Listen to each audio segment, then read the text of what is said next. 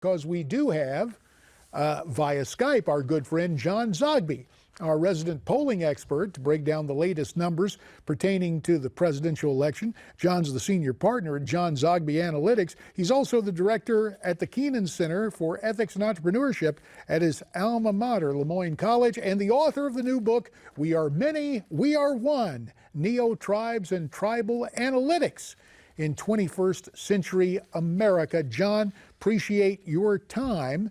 And the polling is looking very, very interesting, especially when you take a look at what is going on with Hillary, because now, while there was some initial empathy, there is scorn. For example, the cover of the New York Post lists her as Hillary, and it has a mock-up of the old game Operation.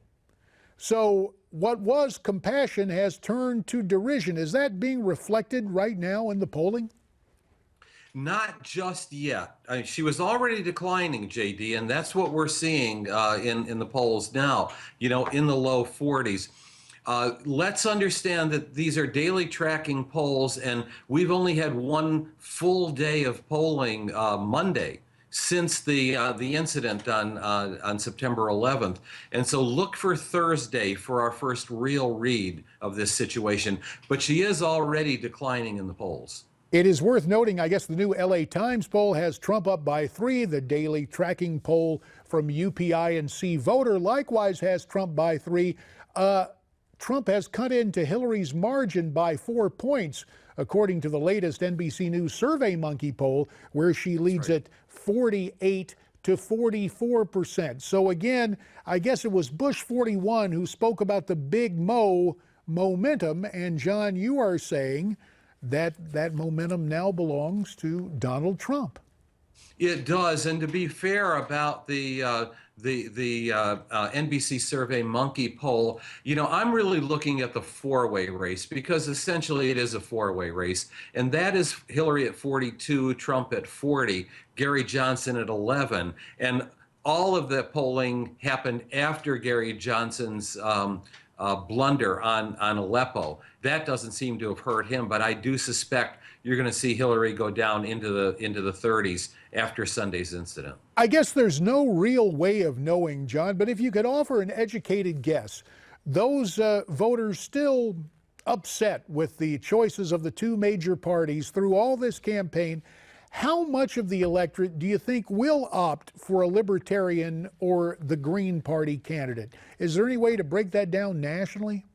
It really isn't, because, normally as things tighten up in a presidential race, you do see a fall off among third-party supporters. But this year, the difficulty is that both major party candidates really are anathema, to a significant number of Republicans and Democrats. And so this could be a year, I think, especially with millennials driving it. 1 in 5 millennials are supporting Gary Johnson. That may hold and keep his numbers up.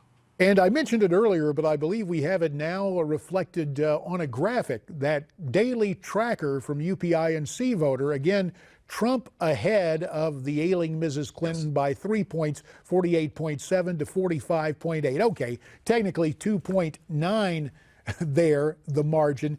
Even the Electoral College, based on the assessment of the different vote counts since we elect a president through electoral votes, we're seeing the Reuters Ipsos State of the Nation project this week says Trump is closing in on Mrs. Clinton in terms of electoral votes.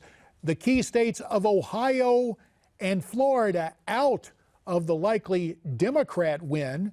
Now those are too close to call. That is a profound change in this race.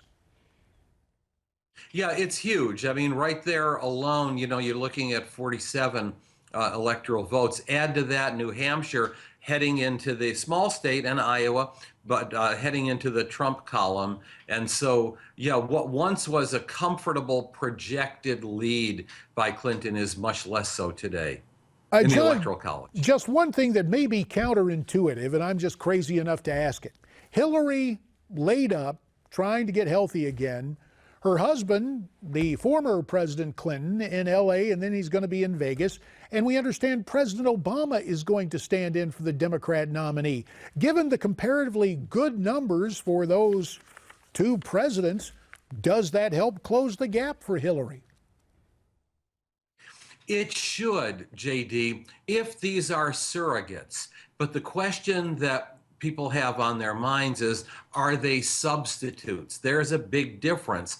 Can she get back again? When can she get back again? And is she telling us the truth about her real status in terms of her health? And so, yeah, I mean, face it, Barack Obama's numbers that are 51, 52%. Bill Clinton's always popular, but it's not enough. She's the nominee. Yeah, bottom line is there something wrong or isn't it there? is her name on the ballot for now. We'll see if the Democrats stick with her. John Zogby, as always, we appreciate your insights and analysis on the numbers. Again, John is the author of the new book, We Are Many, We Are One, Neo-Tribes and Tribal Analytics in 21st Century America. Thanks a bunch, John. We really appreciate it. Now, you are sitting there asking yourself, well, this has been fun, JD, but what about tonight? At 8 Eastern on Newsmax Prime. Let me fill you in on it. Conservative strategist Christopher Metzler will be with us. Also, columnist Liz Peek. And the man who has really been a voice against the global persecution of Christians, Johnny Moore, will be here with more on that subject tonight at 8. I will be looking for you at that time. And again tomorrow. Why don't we come back and do this again at 1 o'clock Eastern? Be looking for you first tonight, then tomorrow. Stay brave, stay free, stay tuned.